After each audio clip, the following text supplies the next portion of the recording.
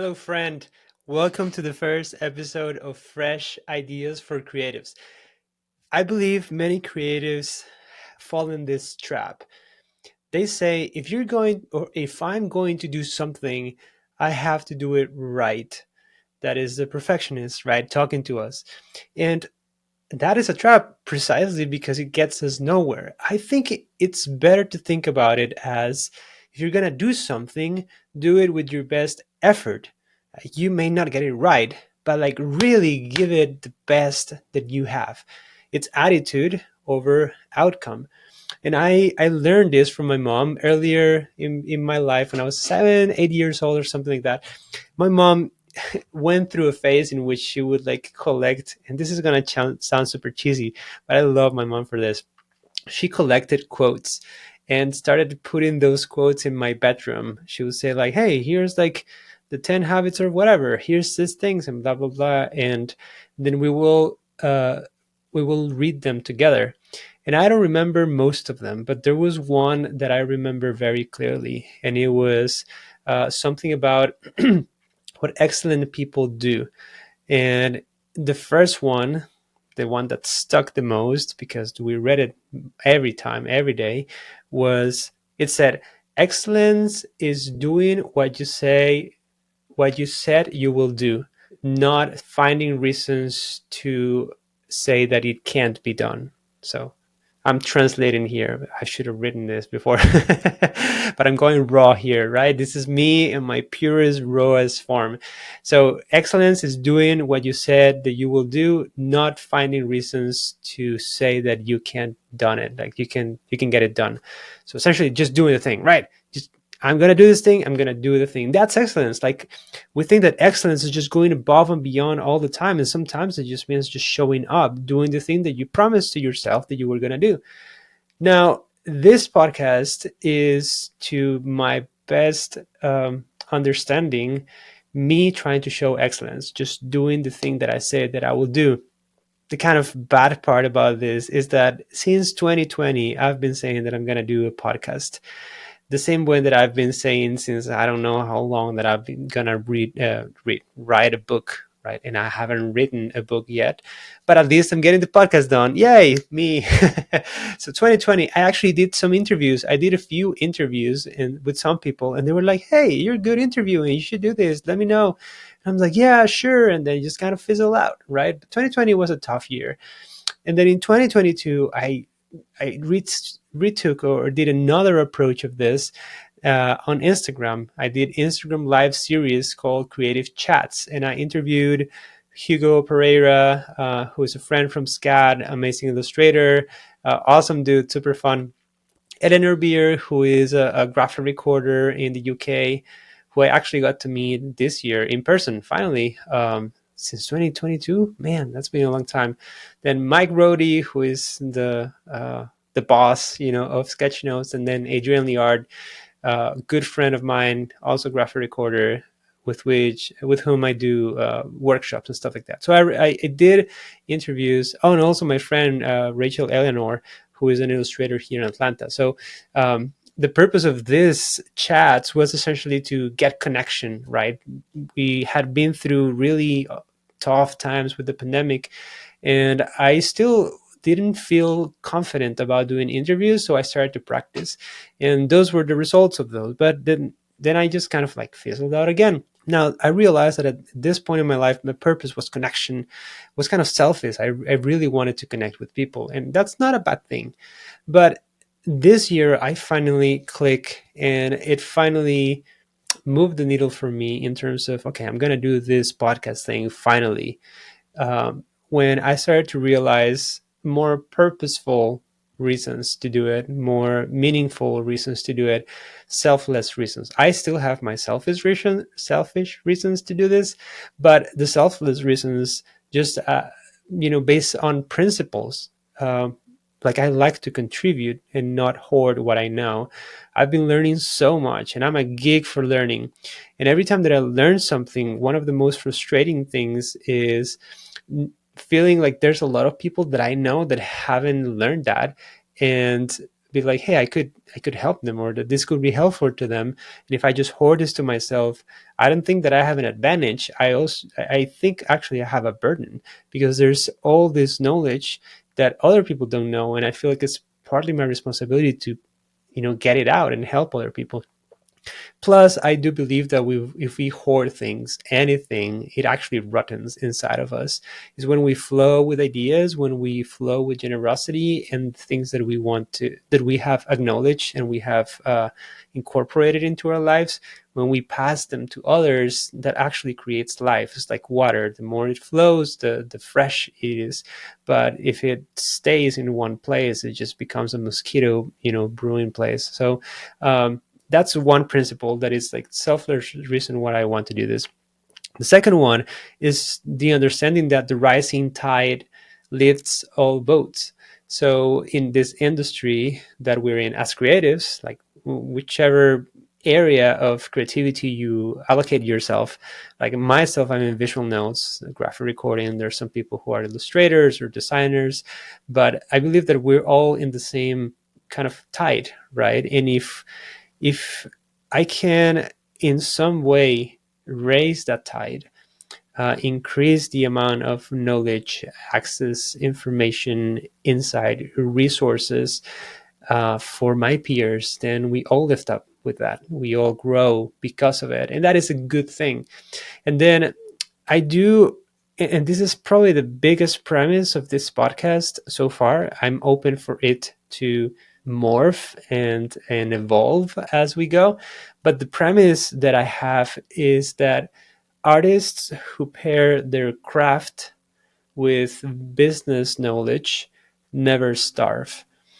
And taking a metaphor there from food, right? You have your skills, like either you draw, you design, you take photos, you create audio, video, whatever you create, that is your skill. When you pair that with business skills, then you have a very explosive, in a good way, combination that can help you get food on your table and thrive in life. And the problem is that many of us not only have this perfectionist mentality in the beginning, like you're only going to do something if you do it, if you know you're going to do it right, sort of thing, but also this kind of lack of business acumen, of experience in the business world, or just like a dread for numbers and this corporate suit and tie kind of things that we associate with it. So I feel like the more that we break that barrier, the better artists we can become. Because if we can sustain our career, if we can actually have food on the table and not worry about money because we're doing well, then our creative outputs will be much better.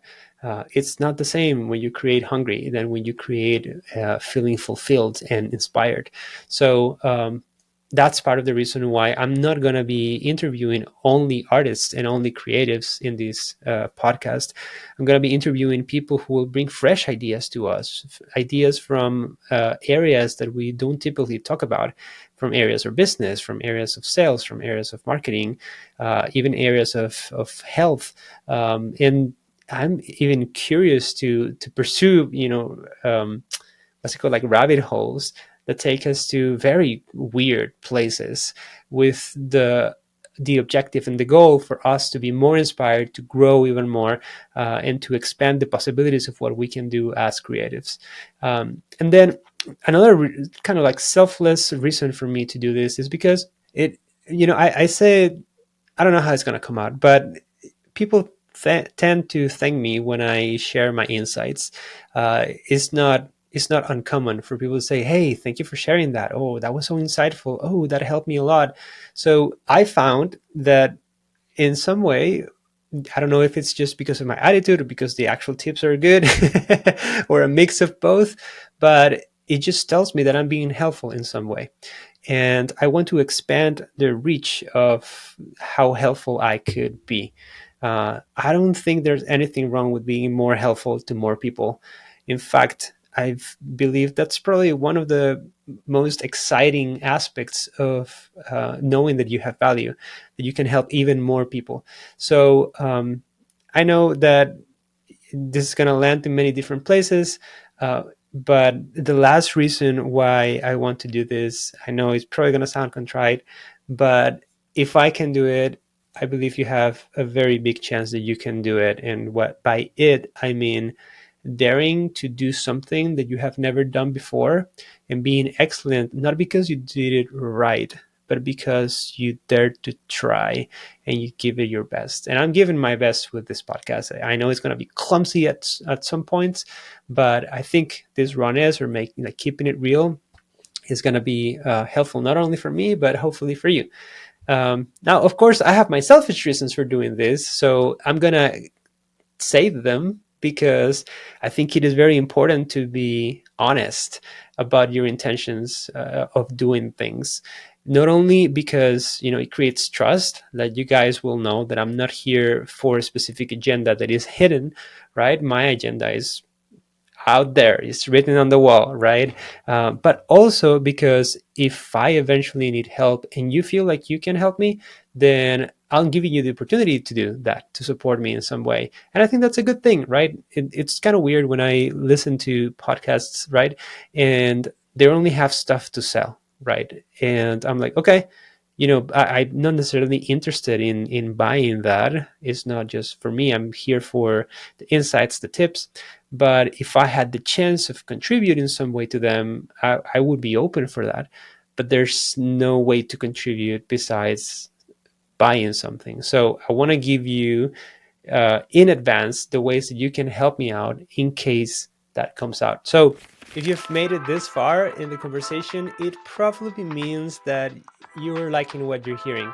And in that case, I'm going to ask you a very, very small but very meaningful favor. Would you please share this episode and tag me on Instagram? See, I cannot hear you, I cannot see you. The only way that I can know if I'm doing something right is if I get feedback from you, and sharing these things with other people, it's a great way for me to understand that I'm doing something right. So it helps me keep going, and it also gives me the fuel to keep pushing the boundaries and doing way better things. So thank you so much for listening, and now let's go back to the show. Selfish reason: I want to become a better communicator. English is not my first language, and I don't want to shield myself on that. I don't want to treat that as an excuse for people to make concessions on me, like, oh, he misspelled some things or he said some weird phrases because English is not his first language. It's like, I feel like I don't want to use that as a crutch. I want to become a great communicator, not just a good one. And I think I'm good, but I could be way, way better. So this will give me an opportunity to practice more often, to be accountable to you, and to also, like talk with other people in conversations that might include sensitive topics, may include, scary kind of things, or just like sad moments, or even moments in which I don't even have an understanding of what's going on in my head. Like I'm trying to articulate my thoughts that are abstract. So I want to have those opportunities to become a better communicator. And why do I want to become a better communicator? Well, I believe Brené Brown when she says that clear is kind, and I'm all for being kind with people. And the clearer that I can be, the kinder I can be. And that just sounds fantastic to me. I want to be better, to help better, to make a bigger impact and a better impact. The other reason is that I would love to eventually have more of opportunities to speak on stages, be invited to conferences or even to other podcasts and stuff like that. So, I have been invited to a few podcasts, and that is great. But I'm the kind of person who believes like if you want to do something, you don't need to wait for people to give you permission to do it. Just go and do it.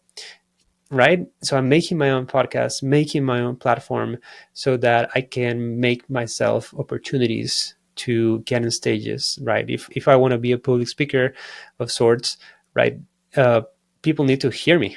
Right. I cannot just post images and pretend somebody's going to hire me or like bring me to their event to speak if they haven't heard me speak first. So this is an opportunity for people to know what's his tone, how's his personality, would he resonate with my audience, all that stuff. Then, of course, it's an amazing excuse to meet people. When I've been invited to podcast, I feel honored that somebody wants to take their time to speak with me, to share ideas, and it's curious about my journey and about the things that I have to give. So being on the other side of the spectrum, or the spectrum, being on the other side of, on the other side, just inviting people to my podcast, it's really cool to interview people, get curious about them, ask questions and listen to them, and dive deeper into things that they have, like insights and their story. Is just fascinating for me. And then also being known by people who could support, who I could support with my work, with visual notes or with a speaker engagement sort of thing. So those are, those are my agenda right there. The things that I want to gain from this. And then the last thing, because I don't want to make this first episode super long, let me explain a little bit about the name. So if you've been following me around or following my content, please don't follow me around. That's creepy.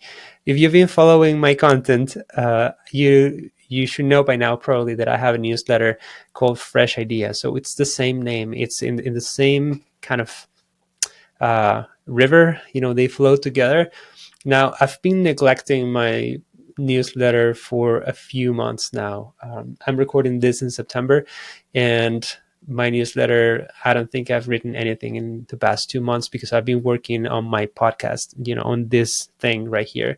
So my intention is to actually create content for the newsletter from my podcast. So the conversations of the podcast will inform the newsletter, and I think that would be more sustainable to me. It's very hard to sustain a business and have a family and at the same time be a content creator that is creating always something new. So I'm learning to streamline things. I create from a podcast, and the podcast gives me the content to put on my newsletter, to put on Instagram, to put on LinkedIn. So I'm figuring this on the go. You're going to be the first witnesses of how this goes. But again, the newsletter name was Fresh Ideas. And the newsletter started as me trying to make sense of myself. Again, this constant desire that I have to become a better communicator and express my ideas in a way that is understandable and that it really clicks for people. So I decided, since I was not going to do a podcast because I shied away from that, I felt like I needed to practice first just communication skills in general. So I started writing my thoughts. And writing is hard. It's freaking hard. It's way harder than yapping. I'm here with just a few pointers and just like going, free solo um, on this. I mean, it is hard to just speak like this, but when you write, you tend to notice a lot of things in your writing, a lot of, I wouldn't say errors, but redundancies. um, I don't know, writing can be painful, and I love it, but it can be painful. And it used to take me around 3 to 4 hours to write one newsletter, and every Sunday I'll be like, exhausted writing before the week even started so that I could send it on Monday. And I was writing this because I wanted to become a better storyteller, and I wanted to hone a little bit more my marketing skills too. Like I learned a lot about copywriting and try to tie that from how I talk and how I write to how I quote sell, to be cohesive, to not feel like there's a very hard distinction between those two, so it feels authentic. It's not like this is Alejo selling and this is Alejo speaking. There's difference in approaches, but that is something that I'm still working on, honestly. So the newsletter actually came out with a project that was a sort of alternate video and newsletter. And the first few posts or articles that I wrote were actually videos, and I'm gonna actually be translating those into the first few episodes of this podcast just because it was so long ago, and I've learned so much since then. But then it started gaining traction, and I I received, people who were writing me from friends, from even somebody who I think it was in Singapore, and so like just different places in the world, like saying, "Hey, how good is this content? Keep it up." So that was reassuring. Now, the topic of it, fresh ideas, honestly, I searched online and I was really surprised that there was not another podcast for creatives or another newsletter for creatives or anything like that that was called Fresh Ideas. I use it just as a sort of, show my appreciation to food anyway, because I love food. And I believe that giving nourishment to people is one of the most pure forms of love. So if I could give nourishment to you with tips, insights, steps, and I could play with that metaphor, like the options are infinite. For me, there's so much that we can talk about how this metaphor of feeding others correlates with the act of teaching, in the act of speaking. So I'm gonna be taking on that metaphor very strongly. You might feel like my dad jokes at some point are just over the top, but the main thing is this understanding that historically the place where most conversations are had are around food. People most of the time sit to talk around food. They go to a cafe, they have dinner, lunch, anything like that. And it's been the place to get people together.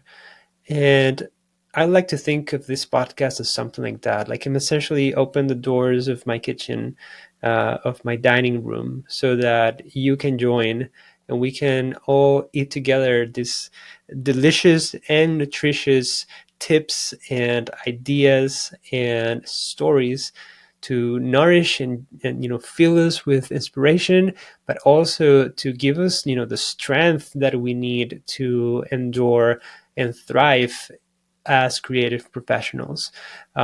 You'll be learning about fresh ideas on creativity, on business, on mindset, and anything that I feel could give you value and give you the things that will strengthen your passion and also your drive to keep going, keep showing up, and doing amazing stuff. So, yeah, essentially, that is what this podcast is about. That is the story of how it came to be. I'm excited to see how you guys respond to it.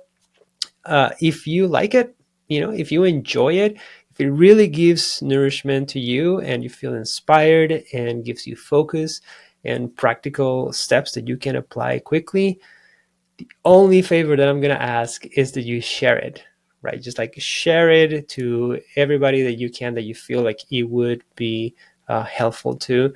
Share it on Instagram stories, tag me so I can reshare and I can know that you guys are listening. Because without that, I have no idea of knowing how this is working. I'm not a guy to go too much into check on the stats and how many people join and watch it. Like maybe at some point I'll look at that, but I prefer the direct feedback from you. So sharing this with others, tagging me, just sending me a DM and all that, makes me know that I'm doing something right and pumps me to keep doing it. Now, the sharing also helps to spread the word, because I want to help as many people as I can and support as many people as I can with this. So, welcome to the table. Welcome to Fresh Ideas for Creatives. And this was the first episode. Let's go and bon appetit.